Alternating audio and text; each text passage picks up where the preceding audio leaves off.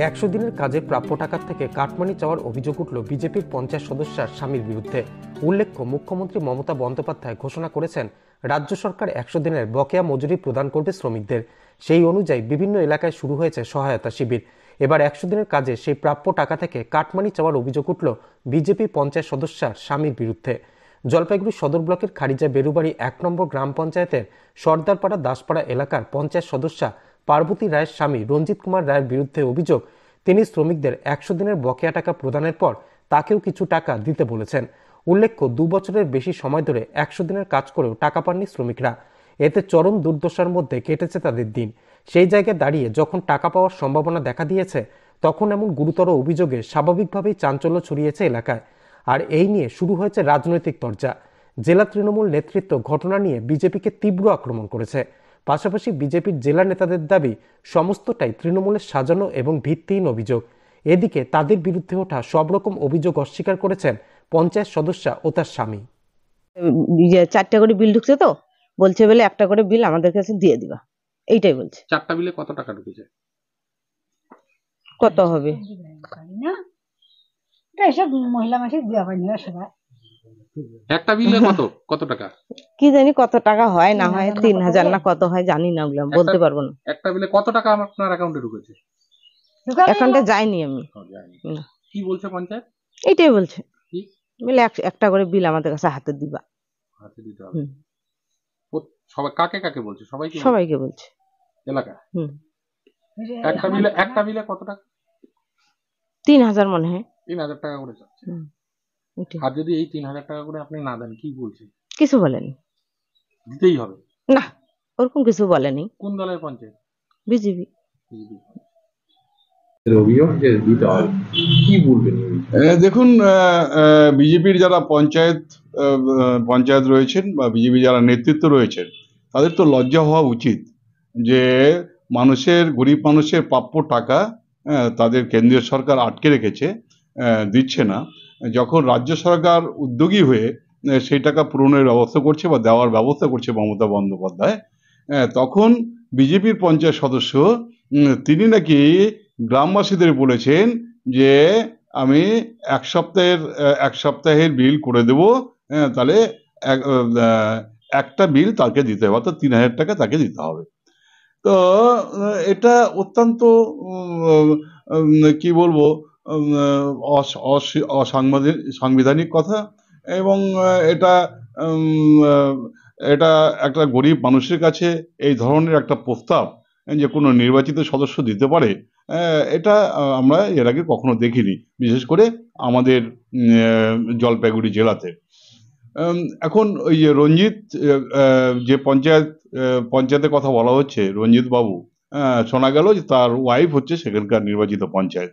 যদিও তার হাজবেন্ড অর্থাৎ রঞ্জিত বাবুই সমস্ত কার্যকলাপ পরিচালনা করেন।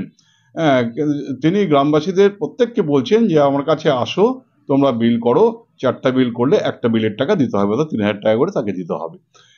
তো এটা হচ্ছে চরম আপত্তিজনক এবং গরিব মানুষদের শোষণ করবার একটা পদ্ধতি। এখানে কথা বলা হচ্ছে, যিনি পঞ্চায়েত হয়েছেন তাকে এলাকার মানুষ চেনে, এলাকার সাধারণ মানুষ জানে তিনি এলাকার জন্য কি করেছেন, তাদের পরিবার কি করেছে। তো এটা তৃণমূলের চক্রান্ত। চারিদিকে চোর কারা সেটা দিনের আলো পরিষ্কার, যে কারা চুরি করছে 100 দিনের কাজের টাকা, কাদের দরকার, কারা নিচ্ছে, কারা সরকারের সব অর্থ চুরি করে খাচ্ছে, রেশন থেকে, বাড়ির থেকে, রাস্তা সব টাকা চুরি করে খাচ্ছে, এটা দিনের আলোতে পরিষ্কার। কিন্তু এখন বিজেপি যারা আছে পঞ্চায়েত, তাদেরকে চাপ সৃষ্টি করবার জন্য তৃণমূল পরিকল্পনা করে এই কাজগুলো করছে। এবং আমাদের যারা পঞ্চায়েত প্রধান বিভিন্ন জায়গায় রয়েছেন, তাদের উপরে একটা প্রশাসনের থেকে চাপ সৃষ্টি করা হচ্ছে, নাহলে জেল দিয়ে দেওয়া হবে, হয় দল পরিবর্তন করো, নাহলে চুপচাপ বসে থাকো, নাহলে সরে যাও, কাজ করবে না, আমাদের মতো করে কাজ করো। এই চক্রান্ত বিজেপি করে বলে তাদের উপরে প্রেশার গেট করা হচ্ছে। সম্পূর্ণ ভিত্তিহীন অভিযোগ।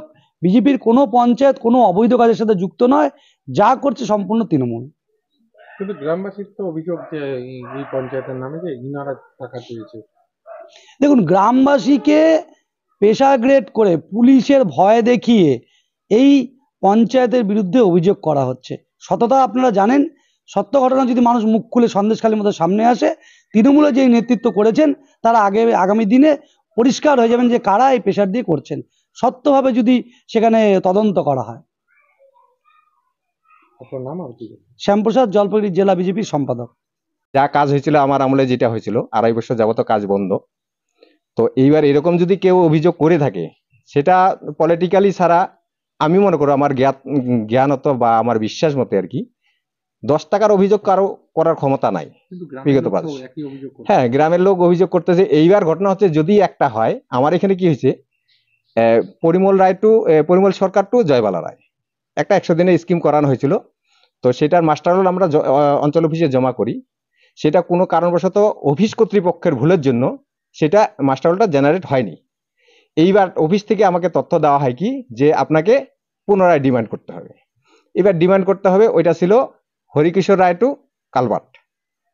এইবার সেই কাজটাতে কি হচ্ছে, সেই কাজটাতে ডবল বিল হয়ে গেছে, এন্ট্রি ডবল বিল এন্ট্রি হওয়ার পরে সেদিন প্রধান সাহেবকে আমি বলছি যে দেখুন, আমার তো একটা কাজের বিল এন্ট্রি হয়নি, তাহলে ওই যে কাজ যারা করছে তারা তো তাদের ন্যায্য যেটা মজুরি সেটা তো পাবেই। এইবার অফিস থেকে আমাকে বলা হলো যে না, আপনার তো ওইটা একটা তো ডবল এফটিএ হয়ে গেছে। আমি ডবল এফটিএ যদি হয়ে গেছে, তাহলে এইবার আমার যে 100 দিনের স্কিমে যে জয়বালা রায় টু পরিমল সরকার যে স্কিমটা ছিল, এই স্কিমে যারা কাজ করছে তাদের বিলটার কি হবে? তখন অফিস থেকে বললো যে যেটা ডবল বিল হয়েছে সেখান থেকে আপনাকে একটা বিল রিটার্ন করবে, সেই রিটার্ন বিলটা থেকে আপনার বাকি যে লেবারগুলো পেমেন্ট পায়নি যে স্কিমটার, সেই স্কিমটার পেমেন্ট করতে পারবেন। আমি বলছি না, আমি তো কারো কাছ থেকে পয়সা নিতে পারবো না। তাহলে অফিস যেহেতু ভুল করছে, তাহলে অফিস দায়বদ্ধতা। অফিস যদি আমাকে কালেকশন করে দেয়, কালেকশন করে আমাকে দিতে হবে না, আমার যারা কাজ করছে সেই বেনিফিশিয়ারিরা যাবে, তাদেরকে 100 দিনের পেমেন্টটা যেন করে দেওয়া হয়। যদি এই গল্পটা হয়ে থাকে, হ্যাঁ এই গল্পটা সত্য। কিন্তু যদি কেউ Disclaimer. This channel may not promote any violent, harmful or legal activities. All content provided by this channel is meant for an educational purpose only.